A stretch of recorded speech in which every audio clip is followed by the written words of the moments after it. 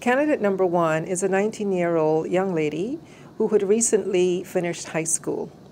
She had lots of support at home through her high school years, and she was quite frustrated and felt helpless in seeing many of her schoolmates fall off the rails.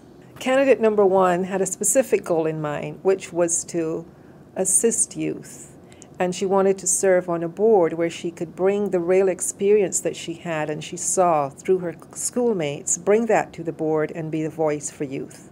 Candidate number 1 was able to get a position on a board serving youth where she was able to assist individuals like her classmates who needed the support. The organization was ecstatic because they wanted to have more youth on their board to represent the interests of youth, and they had difficulty finding youth. They had gaps to fill, and we were able to fill those gaps for them.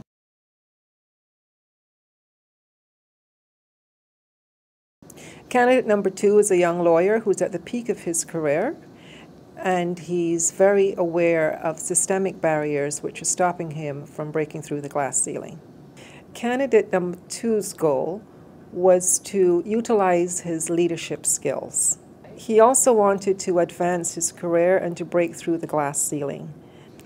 OnBoard was able to help candidate number 2 by providing him with an opportunity to sit on a board where he was able to utilize his leadership skills and to break through that glass ceiling. On that board, he was able to get involved in strategic planning, envisioning, and formulating policy, and directing and in governing the organization using the leadership skills that he wasn't able to in his place of work. The opportunity also opened a lot of networking opportunities for him. Through other individuals on the board, he was introduced to other people within the corporate sector whom he hopes to assist him as he advances in his career.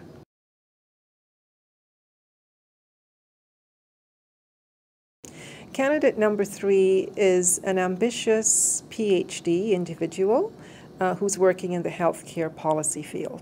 Candidate number 3 wanted to influence healthcare policy, and to do that by serving on a board where this policy is formulated. Her goal was very targeted, and she wanted to change the way medical trials were conducted.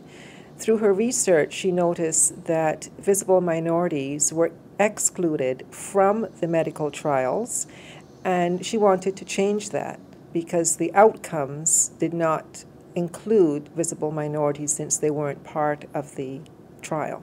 Candidate number 3 has not landed a board role as yet, but she's certainly doing everything to prepare for that board because it's quite specific. She wants to serve on a public board.